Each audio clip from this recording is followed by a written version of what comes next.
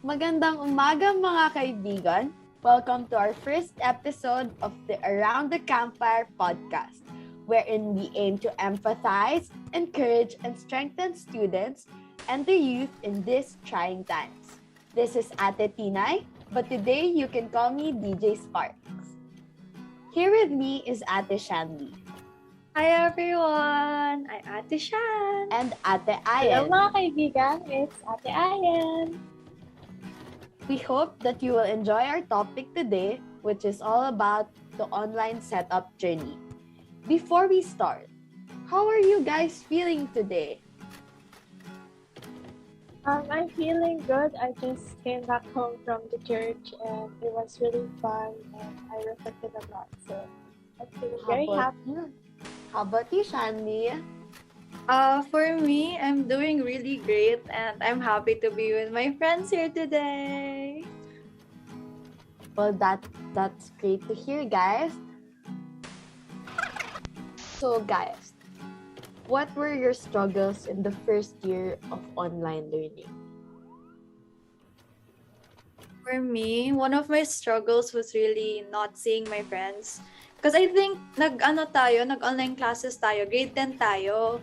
And we thought it was just going to be 2 weeks of suspension. We were so happy kasi after our CGS yun. And then, magta-term test na ata tayo nun eh. Tapos na-move yung term test natin. And everyone's like partying like, oh, Yeah. walang test. We're like, yay! Walang pasok. That was 2 weeks. Tapos nag-extend na siya na nag-extend. So, at first, I was okay with it. And then, nag-grade 11 na ako. Nandun pa rin yung online setup. And grade 12 na ako ngayon. It's still the online setup. So, it's a bit frustrating because I don't get to see my classmates. And I don't get to feel the campus vibe. Parang ganon. That's Especially ng seniors na tayo this year. How about you, Ayan? What were your main struggles like the first years of online learning? For me, ang hirap mag-focus like online class. It's really hard to focus that you're just listening from your laptop. And then I remember in grade 10, when we first started the online class nga, I was just using my iPad because I didn't know that hindi siya, yung mabilis lang nga matatapos, feeling ko ganun lang. Tapos you have to buy like the laptop the next year that, oh, it's gonna be like this pala, ganito nakatagal. And then you're trying to like listen to the class, but then you're just here at home, you feel so very comfortable. So, Sleepy? parang inaantok ka ganun pa minsan. But, yeah, I guess that's one thing. And another is the struggles of having slow internet. I think that's a majority for everyone. I think that's true. Parang pag nawalan ka ng internet or bumagal na, you're like, tatama din na tagang pumasok. Like, okay, never mind. Let me just, ipopost naman yung PowerPoint, babasahin ko na. I think that's everyone's struggle right now. And the cycle goes. Like post naman yung PowerPoint, bukas na lang. And then, Or like, you're gonna ask like the responsible ones na kaya tagang magsulat during class. Like, hoy, do you have notes? Can I have some? Like, si Ayan yung responsible. Exactly. Pero ang hirap kasi nga mag-focus. So kapag nawalan ka ng internet, diba? Ang hirap na ako mag-focus. Ito, hi, Cole. So pag nawalan ka ng internet, diba? Parang paano ba yan? Nahuli na naman ako sa klase. Lalo ako walang intindihan. So yun yung struggles. What about you? Sorry, my Cole wants to join our podcast for today. But how did you slowly adjust to it? Like, these changes, like, these big changes. How did you guys adjust to it?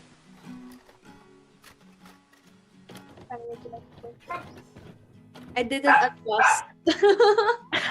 Hindi ako nag-adjust. I adjusted not so well because there are times na parang since nasa bahay ka lang nga, it feels so comfortable na I can just go to the other tab and then, just listen to my class. And I think there's really a struggle with keeping my attention span. But I adjusted in a way that I had to set my mindset na kailangan kong graduate. So, yun yung yun yung nagpa-adjust sa akin. Kailangan kong graduate. So, yun. I think same. Yun yung motivation talaga, especially as graduating students. Like, alam mo na, may mga past, mga thesis ka na.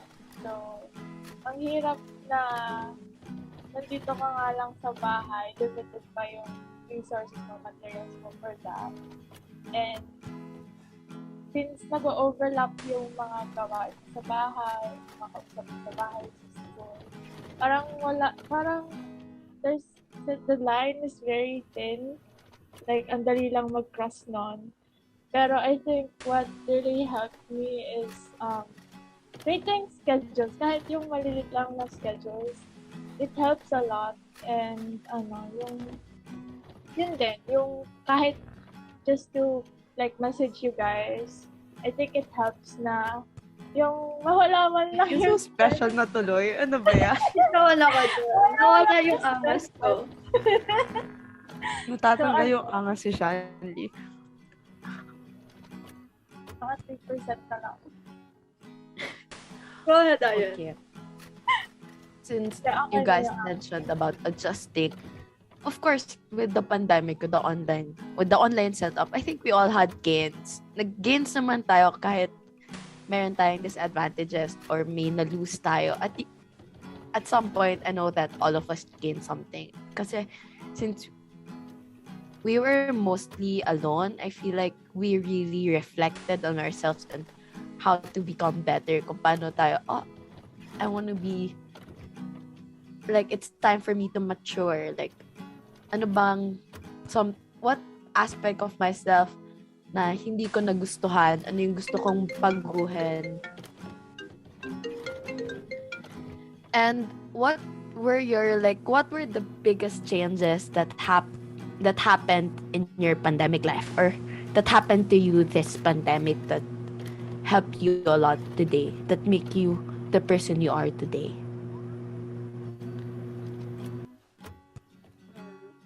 Siguro yung akin is I needed to do well with my studies, like taking it seriously more. Kasi I'm a senior already. And I think nung nag-pandemic talaga, I had to introspect on what I want for the future. Kasi senior na nga, and then I need to graduate. So during this pandemic, it's more on knowing about myself and trying to do well in my studies with the hopes of finding out what I really want. Pero hindi naman kasi lahat ng tao, lahat ng mafa-find out nila is nasa education or nasa school. It's more of like the hobbies. And that's why I'm also doing this, the Plan Tulong Aral, the organization with you guys, with the hopes of also helping myself know myself while also helping others with their studies. Yun nga. I think for me naman is yung kind of like a little just with opposite of Shandy's. Siguro nagtatry pa rin ako hanggang ngayon na mabawas yung pressure ko sa sarili ko. That's great. Progress is progress. I'm so proud of you. So yeah, but of course it wasn't easy. It was really hard transitioning to that because I always feel like whenever things are given to me as tasks, kailangan ko siya agad matapos kasi baka maubos yung oras. Hindi ka mahabol, ganon. So, I think... Natakot ka sa deadline. Joke. Ganun lang kasi joke. Pero for me is, yun nga, yung transitioning na yun, hindi ganon kadali. Because nakaka-overwhelm na nandito ka lang din nga sa bahay na ang dami mo pa rin gagawin. na madaling araw na magawa ko. But then I was thinking that I shouldn't do this because anong gagawin ko kung nagawa ko nga to lahat.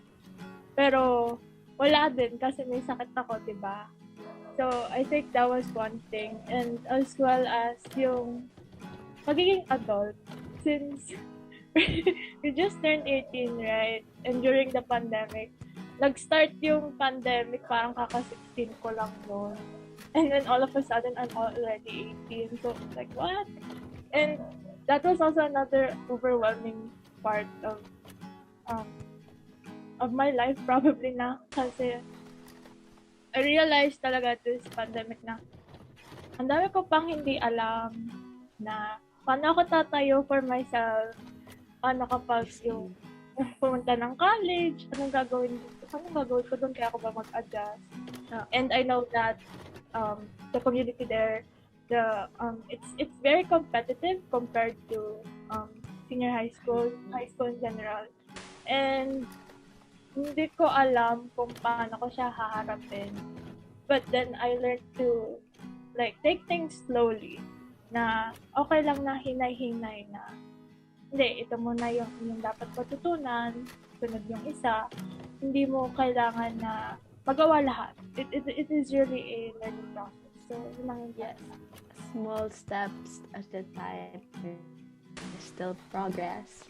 Progress is progress. Just say na parang how you changed and how you dealt with these realizations. How did it feel? I know you guys were pressured at some point, because at some point of the pandemic, I was pressuring myself. Like, I think it's parang nagka-habit ako na I would compare myself to other people na same age. Parang, oh, she's okay. Oh, she's like doing this. Oh, he's doing this, and I'm here, like very very sheltered. Like I'm like all about school and I don't know anything. Parang it made me pressure myself na how will I survive if I'm alone?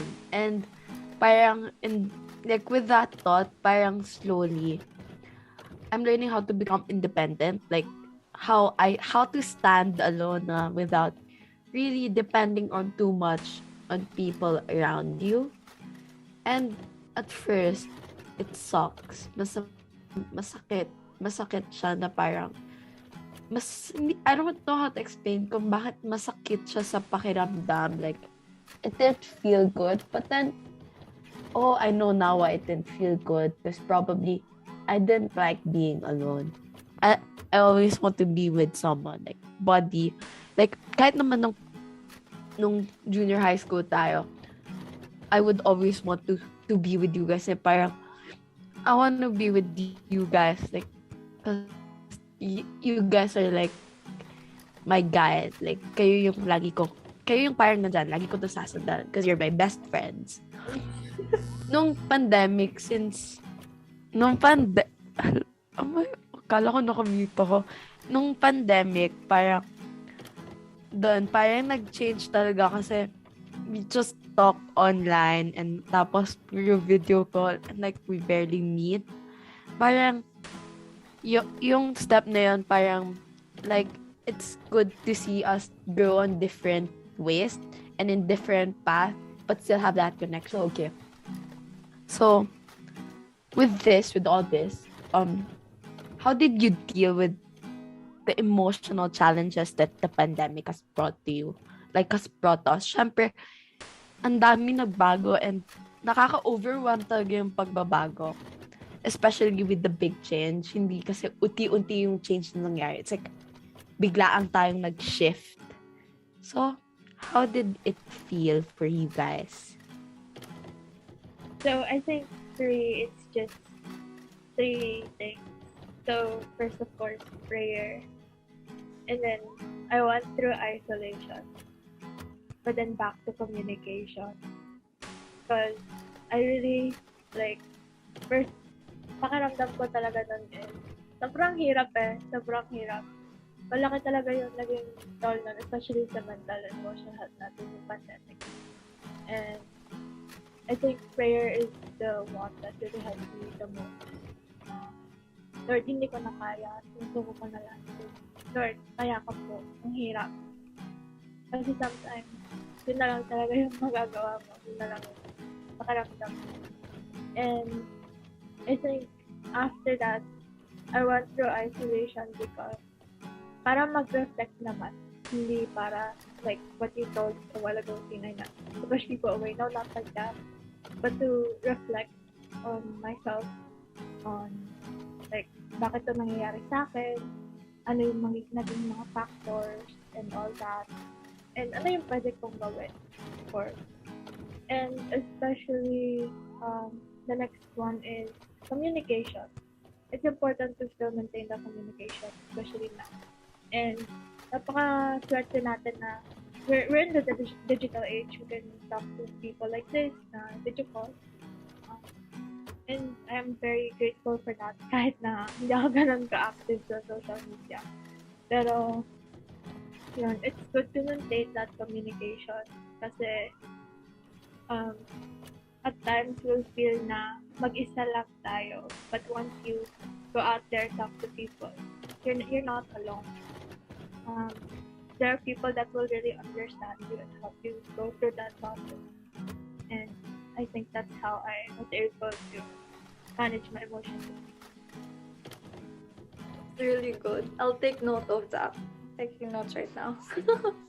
Sa akin, so to everyone out there who's feeling pressured, who's feeling like they've lost 2 years of their lives during this pandemic, na nahihirapan during this online setup, you're not alone. We feel the same. And makakaya natin to. And know that kung ano man yung nangyari in the past 2 years, I believe it happened because it's going to mold us, strengthen us, or even if in a way na it broke us, I hope that everyone will find the courage and the strength to build themselves back again. That goes for the both of these two people, you know.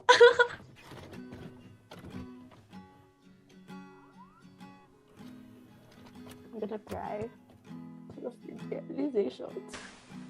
But yes, guys, just parang whenever you're feeling alone, like reflect. Just reflect, digest how you're feeling, and never be afraid to open up to people because there are people, especially your friends, who would be by your side and who would willingly help you get through the tunnel that you're going through. And together with your friends, you will see the sunlight again, or the light. Because out there are some people who shines. Okay, so I didn't know why I said that, but people shines. Wait, never mind, I'm being sabog, but how did the pandemic affect your lifestyle and health?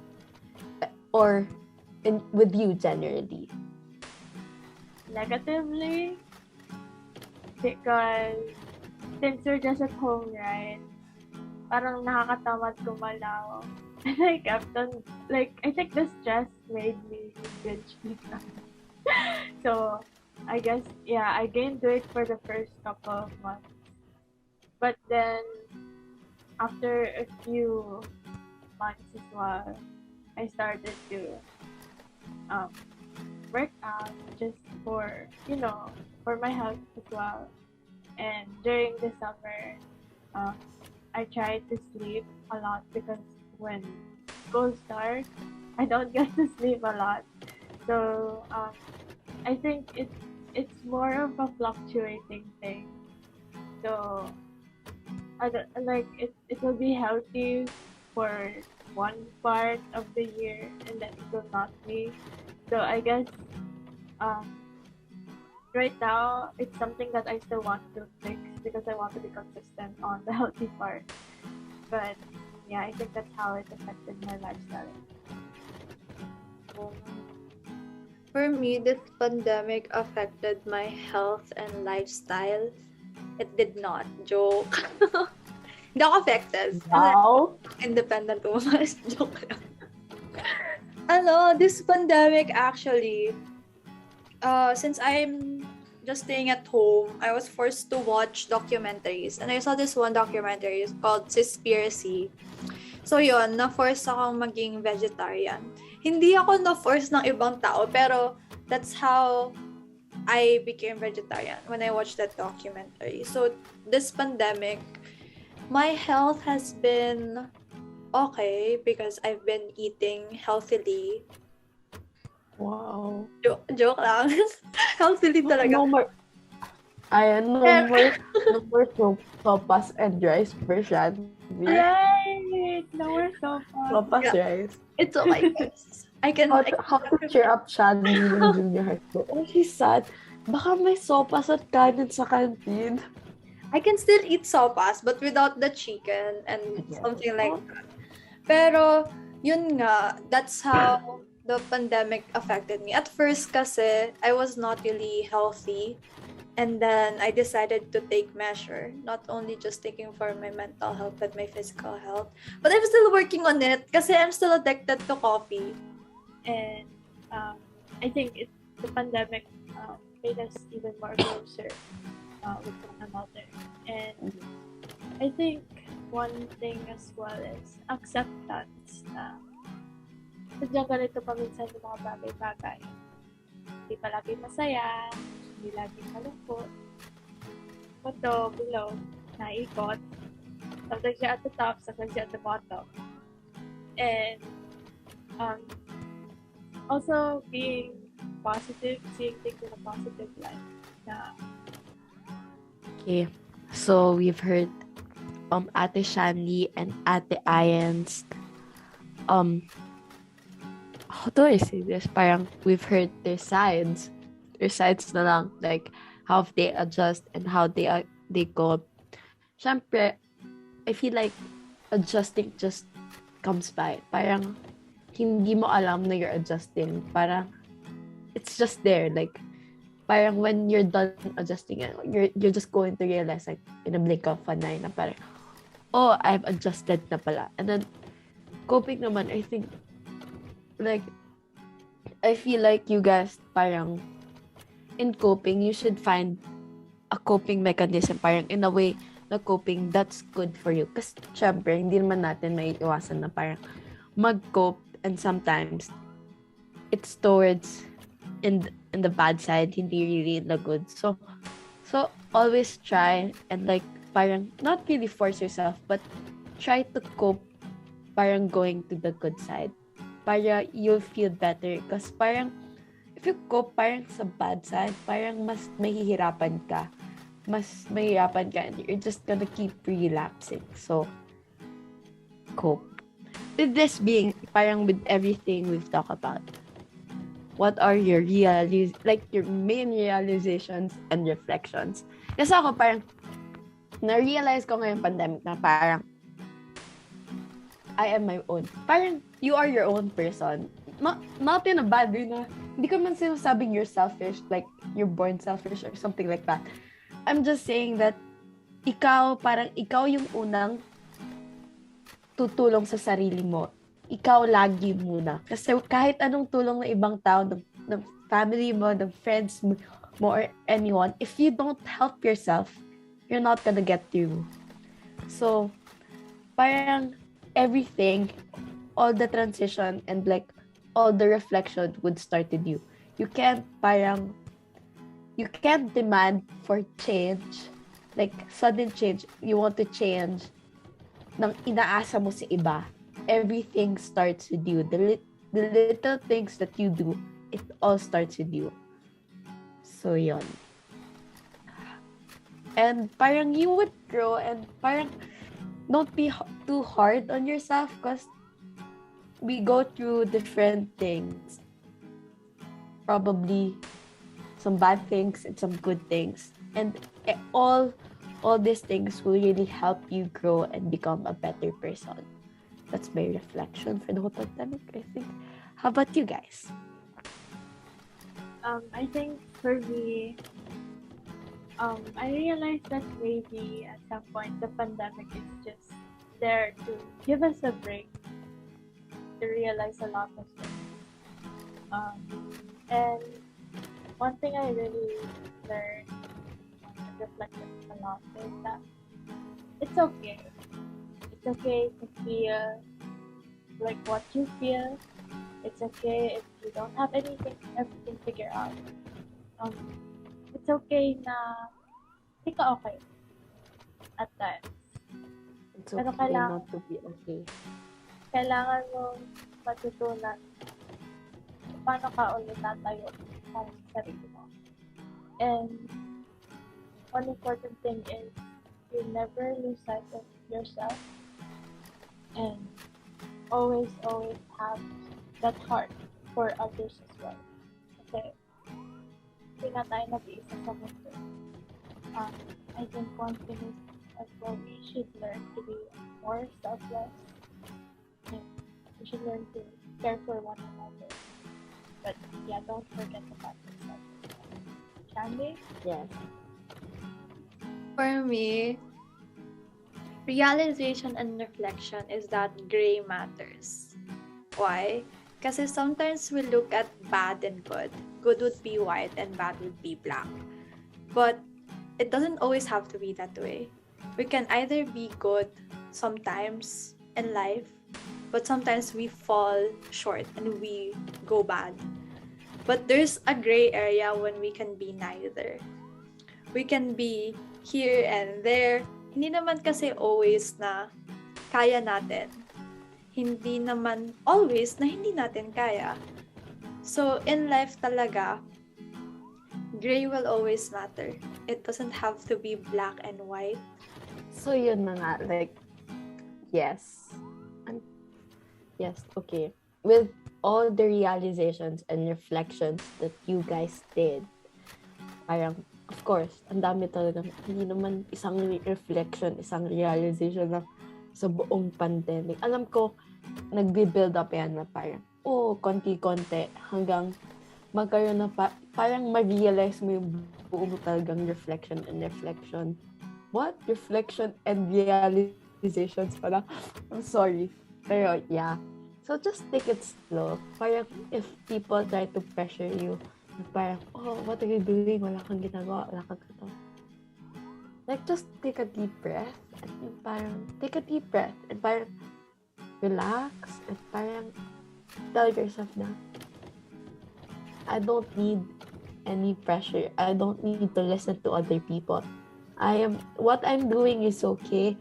I am coping and I am adjusting in my own way. Progress is progress. Okay?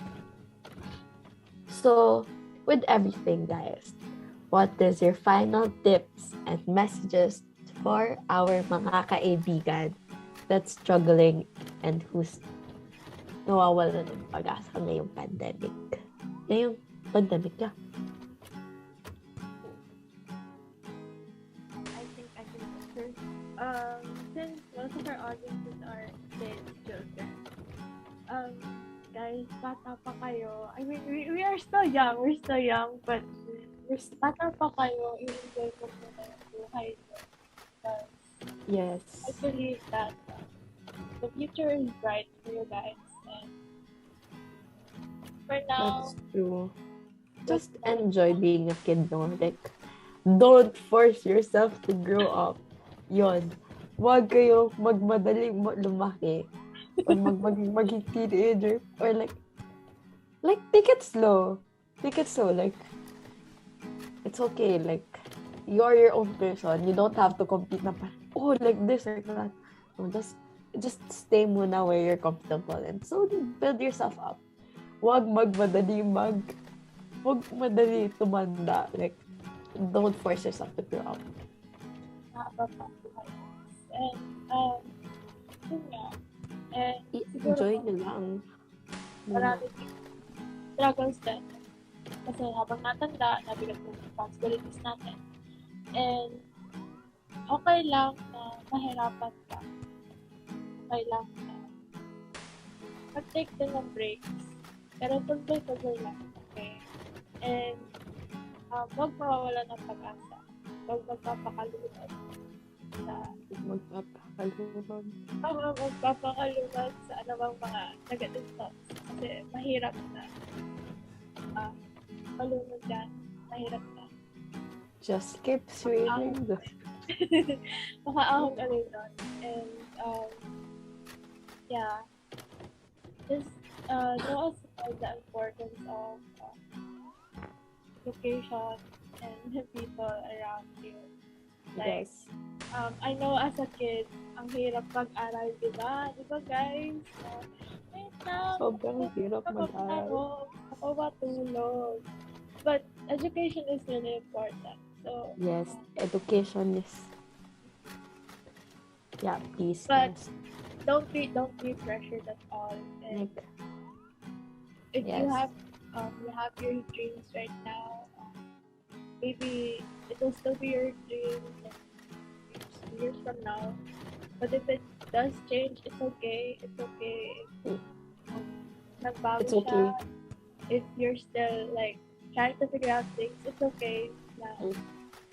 You have to accept that there is a process of learning about yourself. Kasi even now, as We're adults, still human.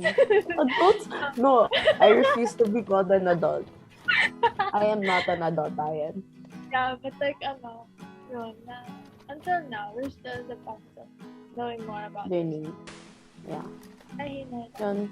It's okay to reset your plans and your goals. Like, you don't have to be like so stiff with your plan. You only have one plan. Like, I want to do this, I want to do that. That's it for the rest of your life. Because as you grow older, madami factors na magbabago, and eventually you'll mature and you'll change. So just keep it steady, and sometimes going with the flow helps.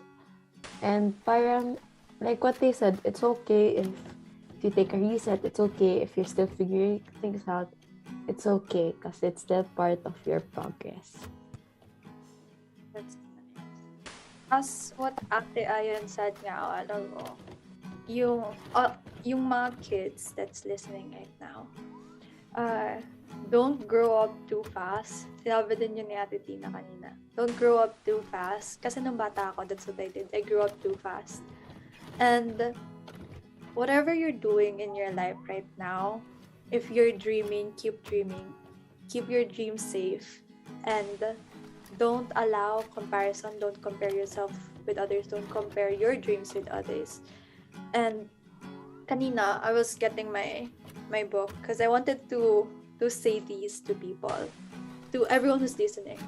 You have potential for vastness, for new things and for good things. And while you're here, honor and live your life the best way you can.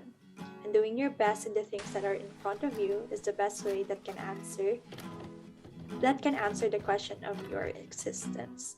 So with everything that you have in life right now, you can still grow. So wag mong i-box yung sarili. You're young, live while you're young. But I believe na lalaki pa tayo to be the person that we aim to be. And with the dreams that we have, keep it safe.